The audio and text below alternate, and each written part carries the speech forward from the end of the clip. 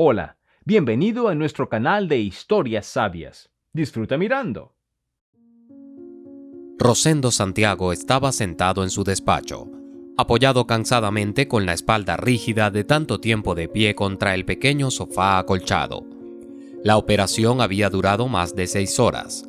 Al principio todos pensaron que el chico, que había llegado con una horrible herida de arma blanca, simplemente no sobreviviría. Sin embargo, Rosendo era lo suficientemente profesional como para no dejar que eso ocurriera. Después de todo, Santiago no era considerado un especialista de primera por nada, uno de los pocos del país que asumía las tareas más aparentemente insuperables. Aquí, según todos los indicadores de riesgo disponibles, la posibilidad de salvar al paciente se reducía tal vez a 0. Se había perdido demasiada sangre y tiempo por el camino, pero Santiago no solo consiguió salvar la vida del chico, sino que logró suturar la herida de modo que la cicatriz no solo no estropeara su aspecto, sino que incluso lo hiciera más brutal. Durante un juego de recreación de batallas, en el que se representaban combates medievales con espadas, el futuro paciente tuvo la mala suerte de caer sobre su propia arma, y casi de cara. El cuello y toda la mejilla derecha del tipo estaban gravemente cortados. Las arterias y los nervios salieron milagrosamente ilesos de la hoja del sable reconstruido. Los especialistas de la ambulancia que lo llevaron directamente a la clínica privada donde trabajaba Santiago eran muy conscientes de que en un hospital normal no habrían tenido tiempo de ayudar al chico. Rosendo era en los círculos médicos casi una leyenda viviente, así que a los médicos solo les quedaba esperar que el cirujano pudiera obrar otro milagro. Y así fue, pero pocos podían imaginar cómo se le podían hacer tales milagros a un cirujano tan brillante. Rosendo solo tenía 47 años, pero a veces se sentía como un hombre centenario cuando se enfrentaba a un caso verdaderamente difícil. El hombre invertía no solo sus habilidades profesionales, sino absolutamente toda su fuerza moral en salvar a un paciente así. Por eso a veces le llamaban Arcángel, aludiendo a cierto poder místico en las manos del cirujano en el momento en que otro paciente grave era llevado a su mesa. Santiago luchaba por todas las vidas humanas hasta la última y nunca se fijaba en la situación material de los pacientes. Rosendo tenía en su haber decenas de vidas salvadas. Además, acudía a menudo a la base de formación de jóvenes servicios de urgencias y daba allí conferencias sobre primeros auxilios en situaciones extremas. Por ello, los compañeros de Santiago le respetaban inmensamente y a veces se asombraban de su eficacia. Si era necesario, el cirujano podía permanecer en la clínica las 24 horas del día, controlando el estado del paciente en cuestión. Esto no significaba, sin embargo, que Rosendo fuera una especie de robot viviente. Al contrario, su lado emocional estaba tan desarrollado como el intelectual. Y así, el especialista tenía a veces una dificultad increíble para no dejarse imbuir de sentimientos por personas cuya vida, por voluntad del destino, dependía por completo de sus actuaciones médicas. El cirujano ha absorbido su amor por la medicina con la leche materna. Los padres de Santiago trabajaban como médicos en el hospital comarcal, y su padre también participó en varias operaciones especiales en la zona de guerra como médico militar de campaña. El padre y la madre de Rosendo han trabajado como médicos toda su vida. Laurencia Flores, la madre de Rosendo, trabajó media vida como cirujana plástica, pero no privada, sino pública. Corregía defectos de las personas adquiridos en diversas situaciones traumáticas o debidos a cambios hereditarios en sus cuerpos. Cuando la genética de repente jugaba una mala broma a las personas y tenía un impacto extremadamente negativo en su aspecto. Laurencia Flores trabajó hasta que le diagnosticaron artritis adquirida en las articulaciones de la muñeca. Cada día le resultaba más difícil sostener los instrumentos quirúrgicos y no podía permitirse arriesgar la salud y la vida de sus pacientes. Por ello, se jubiló voluntariamente en cuanto le diagnosticaron esta penosa enfermedad. Santiago, desde que tenía uso de razón, simplemente había admirado a sus padres. Así que nadie se sorprendió especialmente cuando después de la escuela, él también decidió dedicar su vida a la medicina. Afortunadamente, su padre y su madre le habían inculcado desde pequeño los conceptos y valores morales adecuados, en particular, la capacidad de respetar y aceptar cualquier vida humana, por mucho dinero que tuviera en el monedero el dueño de esa vida. En muchos sentidos, este enfoque afectó a la actitud del joven Rosendo hacia el dinero. Nunca buscó la riqueza ni la prosperidad material, se contentaba con lo que ya tenía. Contento con lo estrictamente necesario, el joven Santiago había aprendido a no dividir a sus pacientes en ricos y pobres. Si un hombre necesitaba ayuda de inmediato, por pobre y desamparado que fuera, Rosendo se la proporcionaba, y lo hacía sin ningún desprecio por esa persona. Este planteamiento chocó un poco a sus colegas de entonces. Santiago, que al principio trabajaba en un hospital urbano ordinario, no tuvo en cuenta la opinión del director del hospital cuando en mitad de la noche a veces recibían a pacientes sin papeles ni lugar de residencia. Sin embargo, al joven cirujano esto no le preocupaba lo más mínimo, y a pesar de los reproches del director del hospital, intentaba hacer todo lo posible para que al cabo de un tiempo esos pacientes pudieran salir del hospital sanos y, como se suele decir, por su propio pie. Santiago no era querido en el hospital porque Rosendo nunca aceptaba sobornos por principio. El hombre tenía su propio código de honor, donde esta regla estaba escrita en blanco y negro. Había visto demasiados casos en los que padres ricos con hijos jóvenes e imprudentes habían puesto literalmente enormes fajos de dinero en manos del médico jefe y de algunos otros médicos, solo para que su negligente hijo o hija recuperara el conocimiento tras una monstruosa sobredosis. O a la inversa, deseaban comprar una plaza en la lista de espera para un trasplante de órganos vitales, mientras otras personas corrientes tenían que esperar su turno durante años. Todo esto provocaba el asco indisimulado de Santiago, pero aún más repugnantes le parecían los propios médicos que no tenían reparo en aceptar esos sobornos, anteponiendo así una vida a otra. Todo esto se lo había dicho una vez el cirujano a un viejo conocido y antiguo colega que llevaba varios años en la práctica privada. En aquella ocasión invitó a Rosendo a un café y ahora escuchaba con interés su opinión sobre los especialistas corruptos. Esa es la noticia, Venancio, se quejó Rosendo a sus amigos sobre sus colegas. ¿Sabes qué es lo más triste de todo esto? Que hay casos así en casi todos los hospitales, y nosotros trabajamos en la capital, representamos, por así decirlo, la cara de la medicina, y me avergüenzo de ellos, y no puedo entenderlos. Sí, ¿qué hay que entender, Rosendo? Venancio sonrió tristemente a su amigo. La explicación es sencilla, necesitan el dinero, y eso lo dice todo. Ya sabes lo que son los sueldos en el sector público. De todas formas, no hace falta que te lo explique. Básicamente por eso me hice médico privado. Claro que tuve que pedir un crédito, pero ¿qué se le va a hacer? Hoy en día ningún negocio decente se hace sin préstamos, y mucho menos una clínica privada. Solo el equipamiento cuesta muchos millones, y además hay que pagar impuestos. Los dos hombres hablaron un poco más sobre la sanidad moderna, y de repente su antiguo colega le propuso a Santiago que se viniera a trabajar con él. A Rosendo le sorprendió la oferta. No sé qué decir, Venancio, dijo Santiago vacilante. Trabajar en una clínica privada no es lo mismo que trabajar para el gobierno. Su nivel de exigencia es más estricto. Venancio se limitó a sonreír socarronamente a su viejo amigo. Las normas son más estrictas, tienes razón, pero tú tienes una educación excelente, ¿no? Toda la capital ha oído hablar de tus logros. ¿Qué sentido tiene mantener a un especialista tan valioso con raciones de hambre en un hospital público? Créeme, la jornada laboral aquí no es diferente de la que tienes ahora. La única diferencia es que los pacientes saben a dónde van y que tienen que pagar por una visita. Por eso no hay sobornos, porque ya está todo pagado.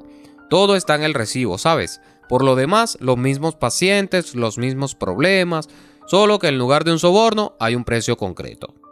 Rosendo negó con la cabeza. ¿Y el pueblo llano? Venancio inclinó la cabeza comprensivamente mientras cortaba con confianza la magdalena servida en un plato blanco. Sinceramente, no nos las dan muy a menudo. Sin embargo, y se llevó con confianza un trozo de postre a la boca, regándolo con un gran sorbo de bebida de sabor oscuro. Nuestra clínica tiene un cupo especial para este caso. Por ejemplo, Si todos los hospitales están ocupados, o si el paciente no puede ser transportado y hay riesgo de muerte prematura, estos pacientes no son enviados por defecto. No tienen que pagar nada. Tenemos la oportunidad de hacer algo bueno, sin cargar económicamente a la persona. Interesante filosofía, dijo Santiago pensativo. Deberías pensarlo durante una semana, Rosendo. Llámame si te lo piensas. Te daré mi tarjeta. Necesitamos especialistas de tu nivel. Te prometo un buen sueldo. No somos desconocidos. Los conocimientos que tienes valen su peso en oro. Sí, y tienes una intuición médica dada por Dios, que es muy rara hoy en día, créeme. Sería un pecado que desperdiciaras tu talento en años de trabajo en un hospital de mala muerte. Santiago recordó aquella conversación muchas veces después. En cierto modo, Venancio había tenido razón. Si no hubiera acudido a él entonces, no se sabía qué sería de su profesionalidad ahora.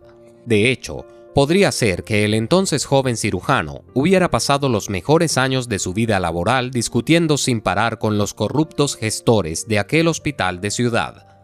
No hace mucho, el hombre vio un gran reportaje en internet sobre el cierre de aquella malhadada institución y la detención de su director. Una vez más, la intuición de Rosendo fue acertada.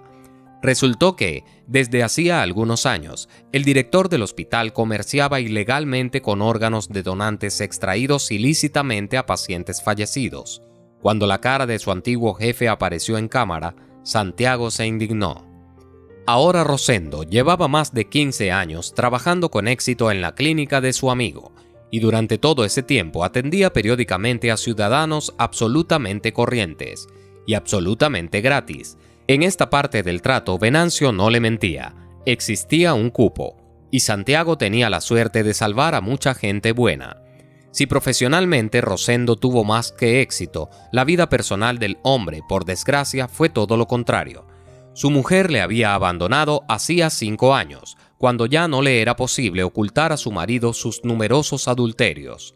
Trabajando como relaciones públicas para una gran empresa de medios de comunicación, Olga ayudaba a menudo al director de la clínica, el mismísimo Venancio, en la preparación de anuncios y ruedas de prensa para aumentar el prestigio de su institución entre el público laico.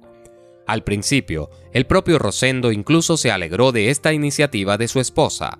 Cuantos más patrocinadores y mecenas pudieran atraer, mayor sería la cuota, dentro de la cual Santiago podría salvar a la gente corriente. Sin embargo, los problemas llegaron cuando no se esperaban. Muy pronto, Rosendo empezó a notar que su mujer se quedaba demasiado tiempo en las reuniones de negocios y en las llamadas comidas de empresa. Periódicamente, la mujer dejaba de pasar la noche en casa o llegaba incluso más tarde que el propio Santiago, y al mismo tiempo no siempre estaba sobria. Olga respondía a todas las preguntas de la misma manera. Estaba ocupada. O ella respondía, cariño, ha sido una reunión muy difícil, ha sido horrible, así que me fui con las chicas del departamento financiero a un café a relajarme, solo me tomé un par de copas. Esto duró 3 años, durante los cuales Rosendo tuvo que soportar la ausencia ocasional de su mujer y como consecuencia una comida caliente. Se resolvió de forma bastante inesperada. Un día, el cirujano estaba de guardia tras otra larga noche en vela. Olga, en ese momento no estaba en casa, y su teléfono le decía constantemente a Rosendo a través del contestador automático que su mujer no estaba disponible en ese momento. Caminando por el departamento de fisioterapia, de repente oyó una voz familiar procedente de la habitación de la residente. Al oír risas y besos, Rosendo se sorprendió al reconocer la voz de su mujer. Rápidamente recorrió la distancia que le quedaba hasta la habitación del residente. Santiago abrió la puerta con un brusco movimiento. Lo primero que llamó la atención del cirujano fue una mesita de cristal, sobre la que había una botella de vino y 2 copas bellamente dispuestas. Al lado había un plato de queso y una caja de bombones abierta. Una de las copas tenía restos de carmín, un color que a Santiago le resultaba dolorosamente familiar.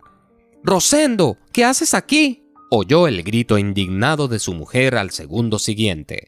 El cirujano miró lentamente a su mujer semidesnuda, cubierta vergonzosamente por una bata blanca. A su lado estaba sentado un joven fisioterapeuta desconcertado, con el que Rosendo se reunía periódicamente en la cantina y comentaba las últimas novedades del mundo del deporte.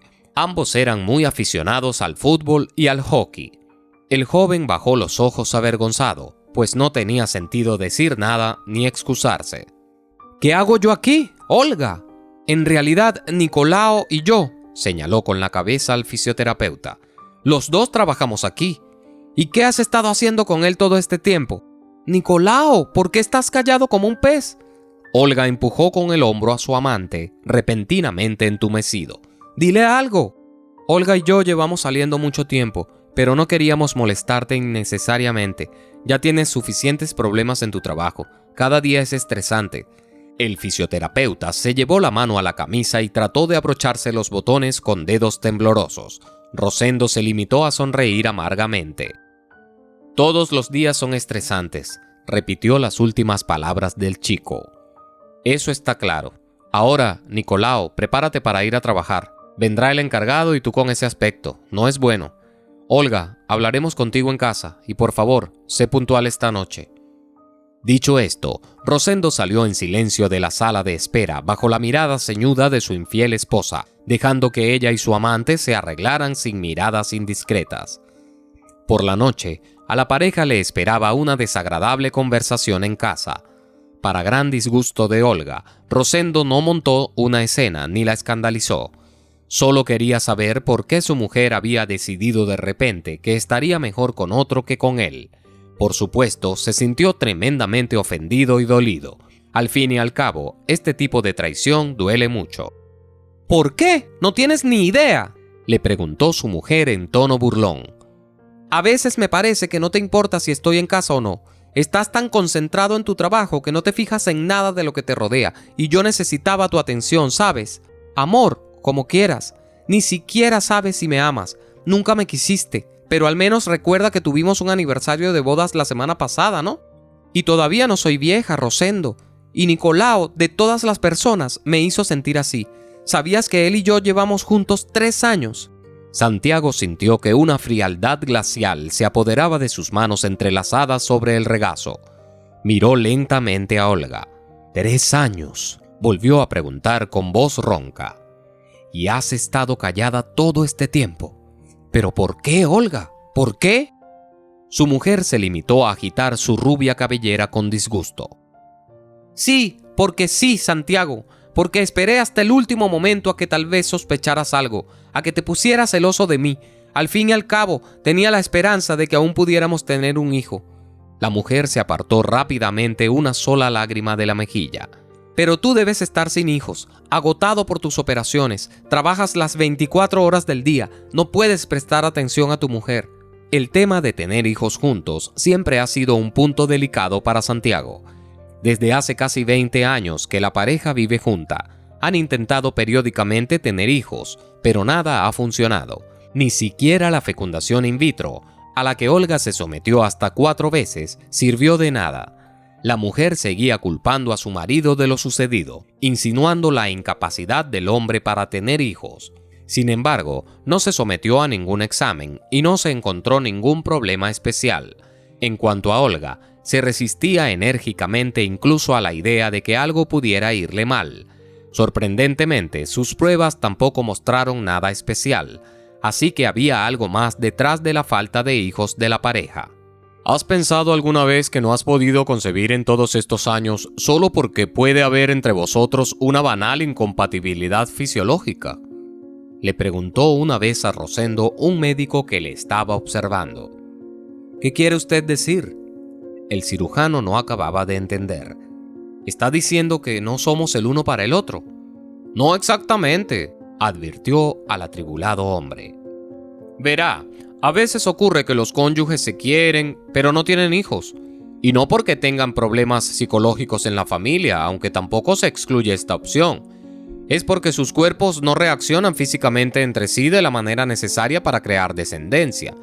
La naturaleza como que insinúa a la gente que es mejor no intentarlo. Lo sabe. De todos modos, no saldrá nada bueno. Tu cuerpo y el de tu mujer pueden configurarse de forma muy distinta desde el principio. Es imposible, por así decirlo, sincronizarlos. Rosendo salió de la clínica aquel día sumido en sus pensamientos. Tal vez hubiera algo de verdad en lo que había dicho el especialista. Olga y él nunca se habían amado de verdad. Y si no había amor, ¿por qué iba a haber hijos en la familia? Rosendo no dijo nada a su mujer, y por la noche escuchó sus reproches y su insatisfacción. Fue a partir de entonces cuando su mujer empezó a interesarse de forma tan activa por la clínica en la que trabajaba, y cada vez se demoraba más en las reuniones en su despacho. Tras relativizar los tiempos, Santiago se dio cuenta de que Olga le estaba diciendo la verdad. Le engañaba desde hacía algo más de 3 años. «Ya me he decidido, Santiago», dijo la mujer con voz temblorosa. «Mañana haré las maletas y me iré a vivir con Nicolao. Nos divorciaremos en cuanto lleguen los papeles de la división de bienes. Y no te preocupes, no reclamaré tu casa de campo. Allí te tomas tus propios tomates». La voz áspera de su mujer trajo al cirujano de sus recuerdos al momento presente. Rosendo sabía bien que a Olga nunca le había gustado trastear con semilleros y escardas, así que se tomó lo que dijo su mujer con cierta ironía. «Sabes, a lo mejor tienes razón», dijo finalmente Rosendo. «Llevamos muchos años juntos y nunca hemos sido felices. Haz lo que quieras. Espero que con Nicolao encuentres la felicidad que tanto has esperado». La mujer cumplió su promesa y se marchó al día siguiente. Sin embargo, no consiguió su ansiada felicidad de mujer. Al cabo de un par de meses, Nicolao abandonó la clínica y se trasladó a otra ciudad por motivos desconocidos. Naturalmente, Olga fue la última en enterarse. Por aquel entonces, Rosendo y ella ya habían vendido el piso que compartían, y Santiago utilizó el dinero del divorcio para comprarse un bonito pisito cerca de donde trabajaba. Le regaló el coche a su mujer y ahora va andando al trabajo, creyendo que es lo más saludable. Olga, tras la repentina traición de Nicolao, ha intentado hacer las paces con Rosendo. Sin embargo, Santiago no tenía ningún deseo de reconciliarse. Al final, la propia exmujer pidió a sus jefes un traslado a la capital del norte para alejarse de los malos recuerdos e intentar empezar la segunda mitad de su vida con borrón y cuenta nueva. Rosendo, por su parte, también vio el inesperado divorcio como un nuevo intento de mejorar su vida. Ahora que ya no le agobiaban las constantes preocupaciones por su exmujer, podía concentrarse plenamente en el trabajo que le gustaba. Sumergirse en la rutina del médico había ayudado en cierta medida a curar la herida espiritual de Santiago. Cada día, salvando vidas, era como si el cirujano intentase demostrarse a sí mismo que aún era capaz de hacer algo bueno por el mundo, y aquel resentimiento contra una sola mujer no sería capaz de borrar todo lo bueno que aún quedaba en su vida. A veces, sin embargo, cuando regresaba a su piso vacío, Rosendo experimentaba un agudo ataque de soledad, sumergiéndose sin darse cuenta en las profundidades de la memoria.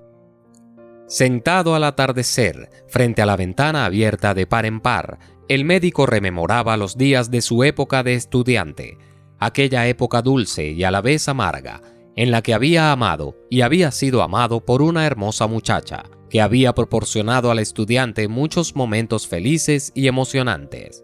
Sin embargo, aquellos días quedaron atrás, y ahora para Santiago la práctica de la medicina es toda su vida.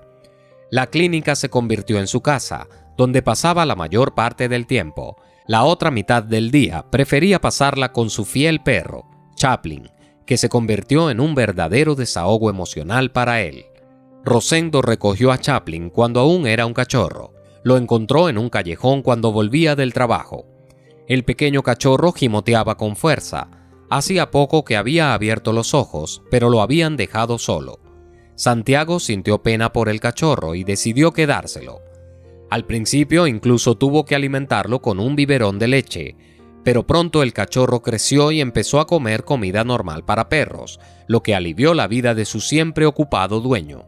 A menudo se burlaban de Santiago en su trabajo, diciendo que por fin había tenido su hijo en su vejez, aunque con rabo y 4 patas.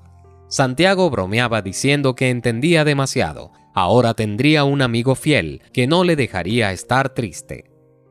Chaplin creció como un perro duro y guapo, con un pelaje vistoso y un gran collar de piel, que en cierto modo recordaba a la raza husky. Los grandes ojos marrones de su hocico tenían un borde negro, Este rasgo, que le hacía parecerse al actor británico Charlie Chaplin, le había dado su apodo cuando era cachorro. Todas las tardes o mañanas, dependiendo de si Santiago estaba de servicio o no, el perro saludaba al hombre con alegres ladridos y el movimiento de su frondosa cola. Chaplin reaccionaba muy sutilmente al estado de ánimo de su amo. Siempre adivinaba cuándo merecía la pena acercarse a él para jugar y cuándo debía callarse y dar un descanso al cansado cirujano. Santiago adoraba a su compañero de cuatro patas. Parecían entenderse sin necesidad de palabras. En su tiempo libre solían pasear por el parque central de la ciudad, y muchos dueños de perros les saludaban invitándoles a unirse a ellos. Un día, mientras paseaba por la ciudad con Chaplin en su día libre, Santiago presenció una escena bastante extraña. Al pasar por delante de la estación de autobuses, Rosendo se fijó en una joven embarazada que hablaba de algo con un taxista. A lo largo de la calle se alineaban conductores que ofrecían sus servicios a precios competitivos, haciendo señas a la gente del pueblo que iba a lo suyo. Santiago nunca habría mirado en dirección a la desconocida de no ser por un pero. La futura madre iba vestida muy pobremente, prácticamente con harapos. La vieja blusa azul estaba muy gastada. La falda larga era un trozo de la tela más barata, a punto de romperse por su endeblez sobre la ya prominente barriga de la muchacha. La imagen se completaba con unas viejas zapatillas de suela plana, obviamente encontradas en un contenedor de basura, y calcetines de jersey de varias longitudes. Un pequeño ramo de claveles descansaba modestamente en las manos de la embarazada. En la cabeza, protegiéndola del húmedo viento primaveral, llevaba un sencillo pañuelo gris.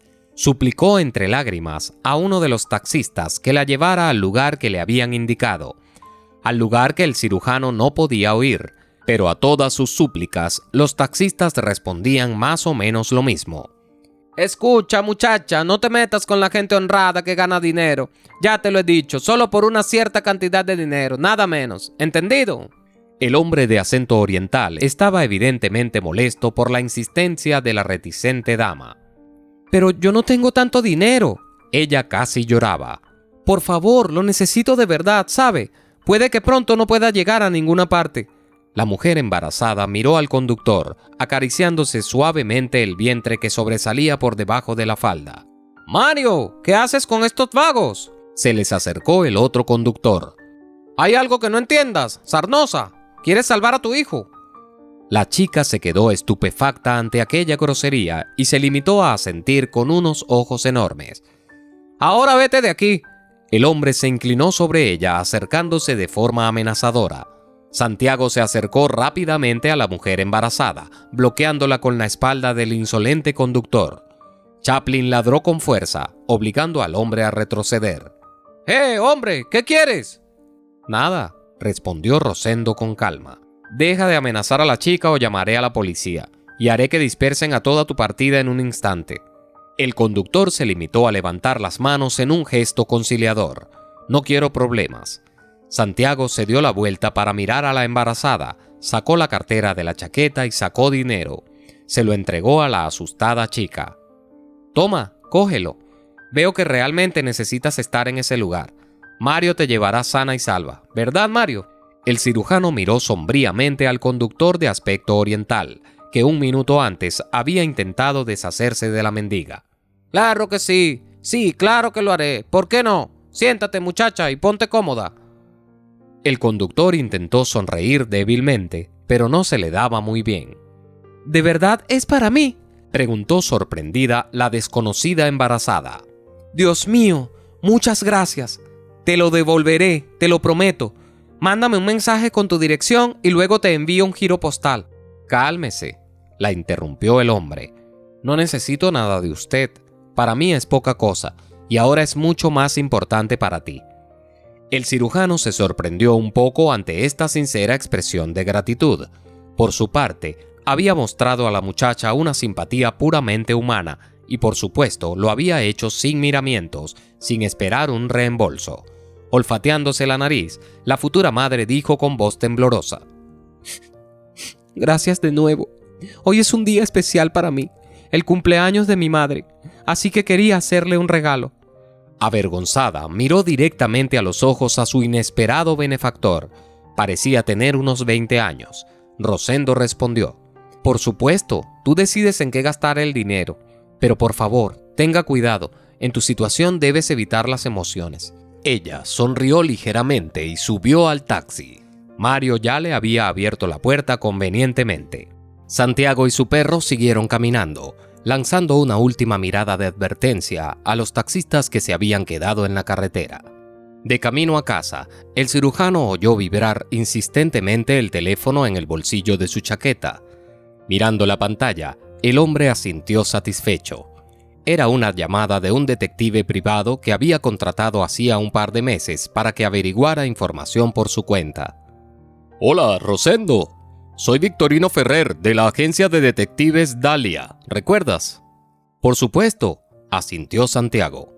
Para ser sincero, no esperaba los resultados tan rápidamente. ¿Ha encontrado algo?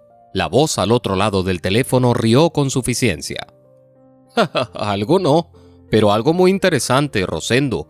No tienes ni idea de cuánto polvo he tenido que tragar en los archivos de la ciudad y cuántas cartas he tenido que barajar para encontrar la información que necesitas». «Por eso te pagué un anticipo tan generoso, Victorino», replicó Santiago. «Espero que tengas datos concretos». «Sí, te enviaré el archivo. Tiene todo lo que querías saber». Un momento después, el smartphone del cirujano emitió un suave pitido, anunciando la llegada de un nuevo correo electrónico. Al abrirlo, Santiago efectivamente encontró en su interior un archivo de texto en el que se estructuraba toda la información que necesitaba. Los resultados de la investigación se recopilaban al final en una lista aparte. El detective se apresuró a expresar a su cliente lo más importante. «Me temo que tendrá que ir al cementerio. Callejón número 8, fila 26, tercera tumba a la derecha. Allí está enterrada tu primer amor, hace 20 años». Santiago dio las gracias a Ferrer y le aseguró que el resto de sus honorarios serían ingresados en su cuenta lo antes posible. A continuación, el cirujano llevó a Chaplin a su casa, le dio de comer y alquiló un coche discreto, en el que se dirigió al cementerio indicado en el informe. Aquel día el viento era especialmente fuerte. Envuelto en las solapas de su abrigo oscuro, Rosendo deambuló por el cementerio, buscando entre los cientos de lápidas grises la tumba de la mujer a la que solo amaba. Pronto consiguió dar con el lugar adecuado. Para sorpresa del cirujano, la tumba de su amada estaba bien cuidada. Sobre la tumba había flores frescas, un ramo de claveles rojos que, de algún modo, a Rosendo le resultaban vagamente familiares. «¿A ti? ¿Qué hace usted aquí?», una voz de mujer le llegó desde cerca a Santiago. Cuando se volvió, vio a la mujer embarazada a la que había dado dinero para un taxi esta mañana. La chica llevaba una pesada botella de agua de plástico y un trapo en las manos. Evidentemente, iba a limpiar aquella tumba. Santiago sintió que se mareaba. Sintiendo que el shock estaba a punto de alcanzarle como una ola, el hombre preguntó en voz baja a la mendiga: «Espere, ¿quién es usted? ¿Quién eres tú para esta mujer?». La mujer embarazada miró a Rosendo confundida, dejó la botella en el suelo y se limpió las manos sucias en el dobladillo de la falda antes de contestar. «Esta es mi madre, Lucrecia Torres. Murió hace 20 años, cuando yo solo tenía 2 o 3. No lo recuerdo con exactitud. Tú la conociste, ¿verdad?». Justo entonces, Santiago se dio cuenta de lo mucho que se parecía aquella pobre chica al primer y único amor de su vida. El mismo pelo castaño ondulado que le caía en cascada por debajo de los hombros. Los mismos enormes ojos grises, que tenían la particularidad de adquirir una rara tonalidad azul en los momentos de felicidad. La misma piel blanca como la nieve, casi de porcelana. Rosendo hubiera jurado que era tan suave y aterciopelada al tacto como la de su madre. «¿Y tú? ¿Cómo te llamas?», preguntó el cirujano a la muchacha, conteniendo hasta el final la respiración. «Lucha Torres», respondió la joven madre, que seguía mirándolo desconcertada. «Entonces, ¿conocías a mi madre o no?». Santiago sintió que los ojos se le llenaban de lágrimas calientes. Ante sus ojos comenzaron a aparecer dolorosas imágenes de su propio pasado. Había tanta alegría y amor como desdicha y decepción.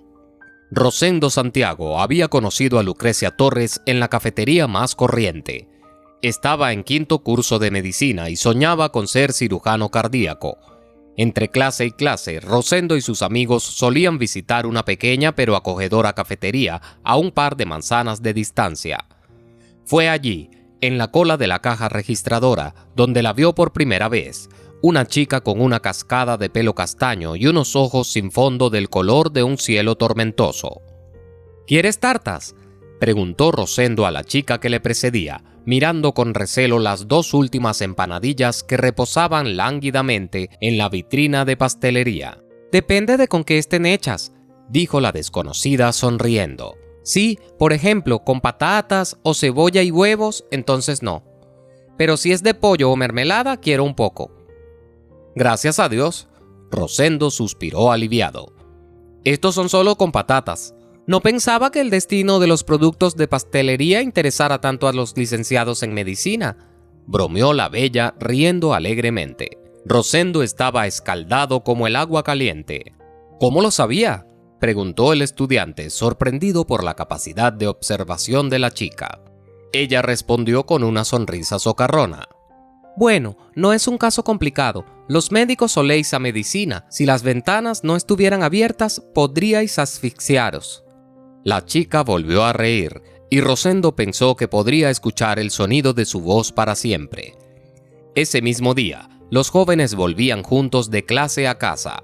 El joven Santiago se ofreció a acompañar a la chica hasta su barrio.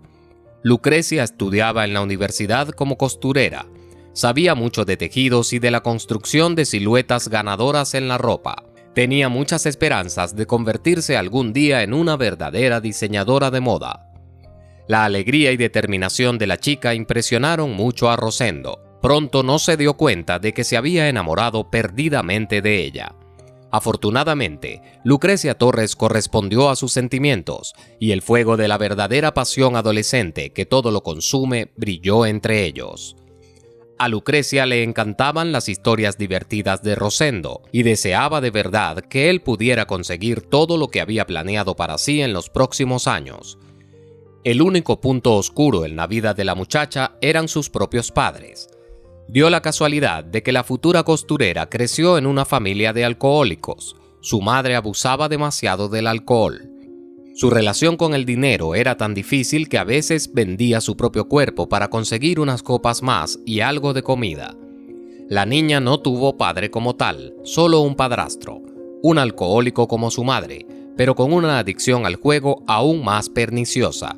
Al final, llegó un punto en el que todo el mobiliario de su piso eran paredes desnudas y un armario vacío. Los padres de Lucrecia lo habían vendido absolutamente todo.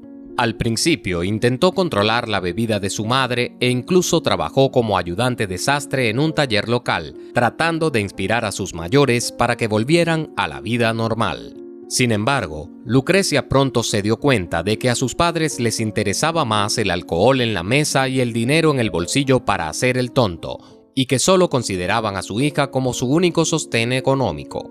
La niña no pudo tolerar este modo de vida, y dejó a sus padres para vivir con su abuela, que aceptó a su nieta con calidez. Al igual que Lucrecia, lleva mucho tiempo intentando influir en su caprichosa hija, pero todos sus intentos terminaban de la misma manera. La madre de la niña se mantenía sobria durante un par de semanas, a veces incluso echando a su amante. Luego se derrumbaba y todo volvía a empezar. Rosendo no se enteró de la historia con la familia de su novia durante mucho tiempo. Sin embargo, alguien ya había conseguido hacer llegar toda la información necesaria a los padres del futuro cirujano. Naturalmente, el padre y la madre de Santiago estaban firmemente en contra de que su hijo tuviera contacto con la hija de un alcohólico redomado. Así que cuando Rosendo les informó alegremente de que quería presentarles a su futura esposa, Laurencia y Antonio aceptaron la noticia sin alegría. «Olvídate de esa Lucrecia, hijo. Su madre es una corrupta», intentó razonar Laurencia Flores con Rosendo. «¿Cómo vamos a mirar a los ojos a la gente decente después de esto?» «Pero si ni siquiera la has visto», replicó Rosendo. «Además, no quiero casarme con sus padres, sino con ella. Por favor, danos una oportunidad y déjanos conocerla. Lucrecia es una chica maravillosa, no como sus padres. Entiéndelo, Rosendo, dijo el padre con severidad. Nadie discute que Lucrecia sea una buena chica. Puede que sea una buena chica, pero solo ahora, mientras es joven. Pero cuando llegue a cierta edad se le notará la mala leche. Y entonces, hijo, no podrás hacer nada contra esa herencia. Ya sabes, es ciencia. Papá tiene razón, asintió mamá. Piénsalo, ¿qué puedes transmitir a tus hijos a través de esos genes? Eso es un disparate. Rosendo sintió que la sangre le hervía en las venas de indignación. Puedes decir lo que quieras, pero yo solo viviré con Lucrecia y con nadie más. Con estas palabras, Rosendo golpeó la mesa con el puño y salió corriendo de la casa. Aquella tarde, Rosendo y Lucrecia estaban sentados en la azotea del edificio de 9 plantas donde ella vivía con su abuela. La brisa veraniega alborotaba suavemente la hermosa cabellera de Lucrecia, haciéndola brillar con un misterioso resplandor castaño a la luz de las farolas. Los jóvenes se envolvieron en un enorme plaid de punto y disfrutaron en silencio de la belleza de la noche de junio. El futuro cirujano sacó del bolsillo una cajita de terciopelo y se la entregó solemnemente a la muchacha. Cuando ella la abrió, vio en su interior un elegante colgante de plata con forma de paloma, junto al cual había una cadena de plata similar que brillaba a la luz del atardecer. ¿Qué es?, preguntó Lucrecia sorprendida y un poco avergonzada.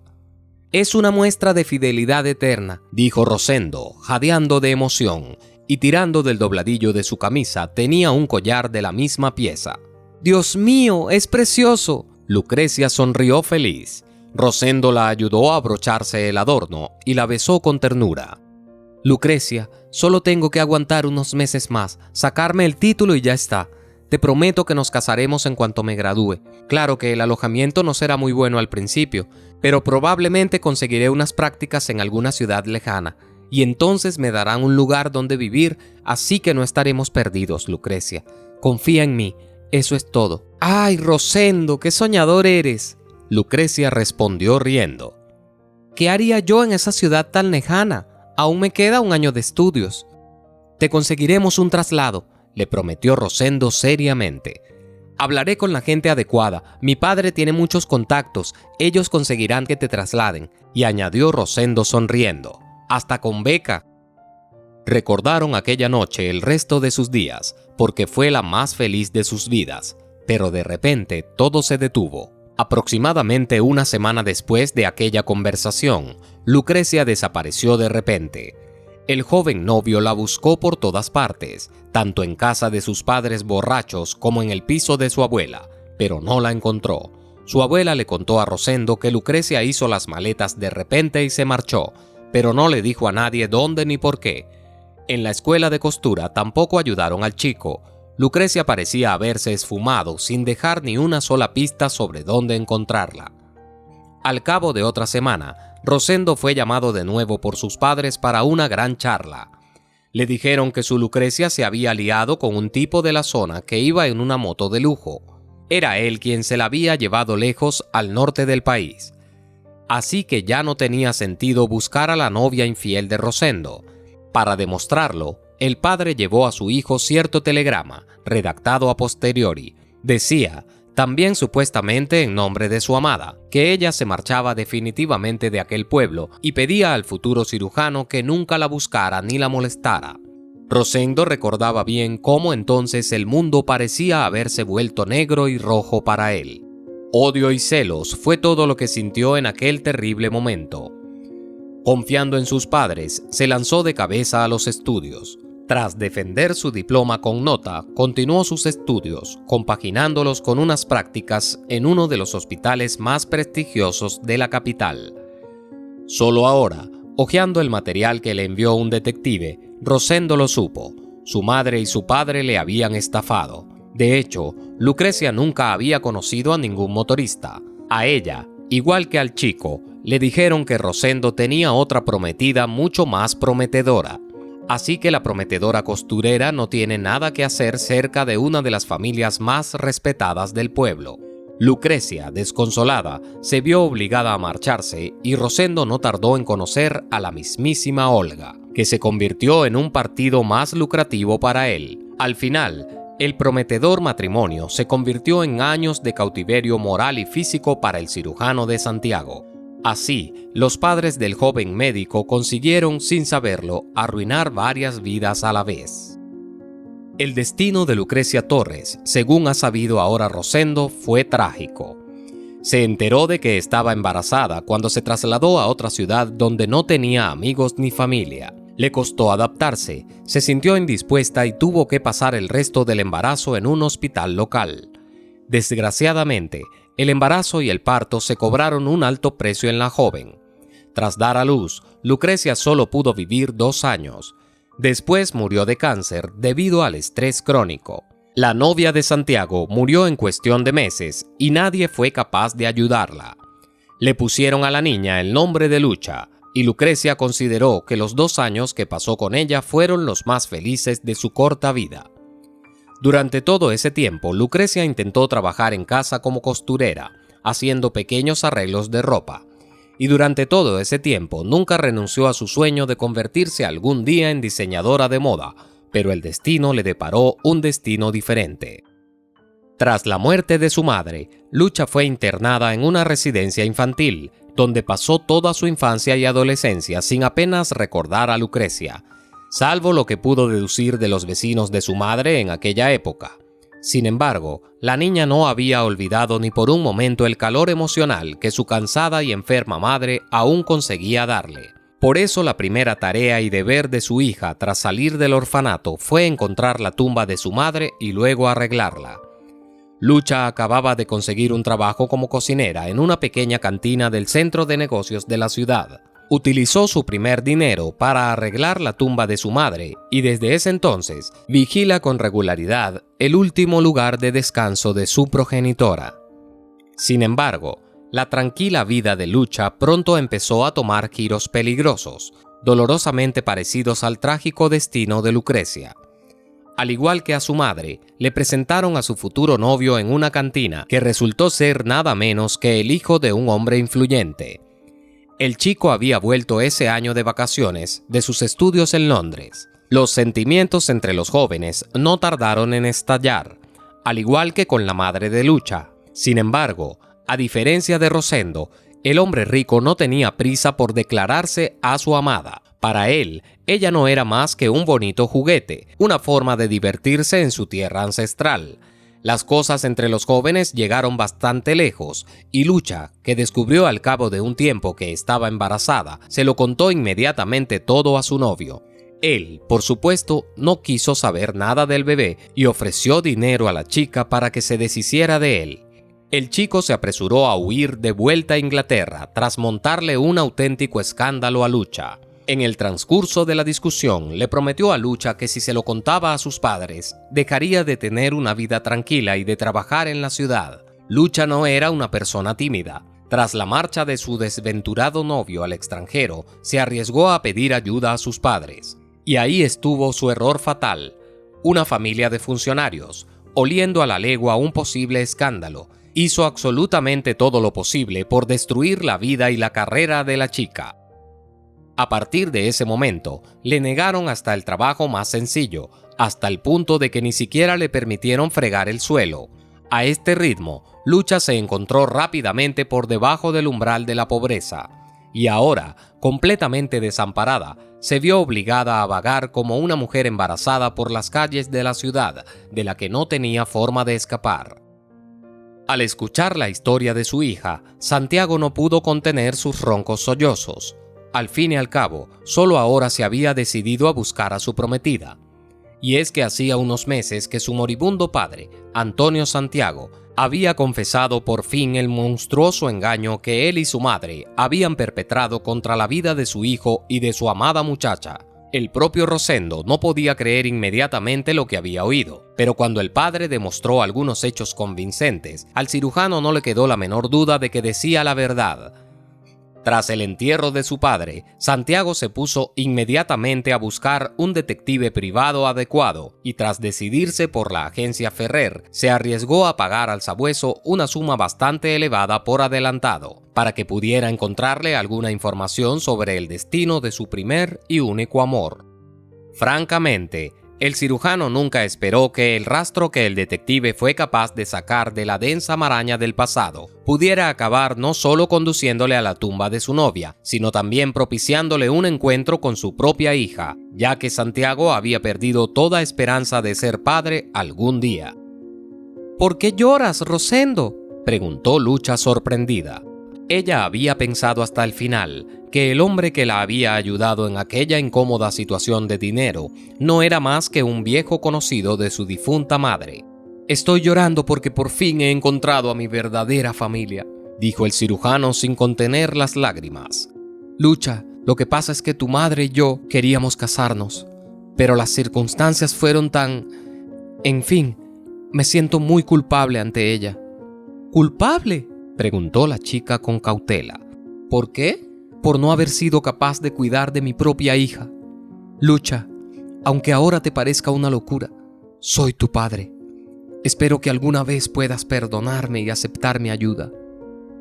Derribando la botella de agua, la chica, sin pronunciar palabra, se lanzó al cuello de su recién descubierto padre. Lo estrechó en un abrazo y, a pesar de su abultado vientre, se aferró a él lo más fuerte que pudo. «Papi, papi, lo sabía. Sabía que algún día me encontrarías, incluso cuando todo el mundo decía lo contrario. Yo siempre creí, siempre». La niña se apartó de la mejilla húmeda de lágrimas de Rosendo y tiró hacia atrás del borde de su viejo jersey. Sorprendido, Santiago se tapó la boca con la mano.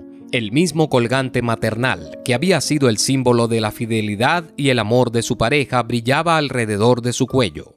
Tiró hacia atrás del cuello de su propio jersey, el mismo motivo que había estado alrededor de su cuello durante años. Lucha, al ver la misma paloma plateada, rió feliz, y en ese momento sus ojos se colorearon exactamente con la misma bruma azul clarísima que había tenido en momentos de sincera felicidad con los ojos de su madre. Pocos meses después, Lucha dio a luz a un niño robusto y sano, al que el propio Rosendo llamó Yves. Yves fue un verdadero regalo para su abuelo. El niño rubio y enérgico le recordaba a Santiago tanto a él como a su amada Lucrecia al mismo tiempo. El niño había heredado los mismos grandes ojos grises de su madre y de su abuela. Su padre le compró a Lucha un piso propio en el centro, cerca de su casa, para que pudiera ver a su hija y a su nieto todos los días. La joven madre estaba inmensamente agradecida a su padre, y por su parte, hizo todo lo posible para que su padre sintiera siempre el cariño familiar y el amor sincero de su hija. Al cabo de un tiempo, cuando Yves ya era un poco mayor, Lucha consiguió trabajo como verdadera subchef en uno de los mejores restaurantes de la capital. Ese mismo año la enviaron a Los Ángeles para unas breves prácticas en las que tuvo la oportunidad de aprender todos los secretos de la verdadera cocina de Hollywood. Y, por supuesto, la chica no se olvidó de mimar con platos increíbles a su padre, que desde entonces ha dejado de pasar las tardes en hambrienta soledad, contento solo con la compañía de su querido perro Chaplin. Un año más tarde, la hija de Santiago conoció a un chico estupendo que hacía prácticas en el departamento de Rosendo. Los jóvenes se cogieron cariño y al cabo de un tiempo surgió entre ellos un verdadero feeling, que culminó en una magnífica boda a la francesa que se celebró en el restaurante donde trabajaba Lucha. El marido estaba encantado con Yves y lo aceptó como a su propio hijo.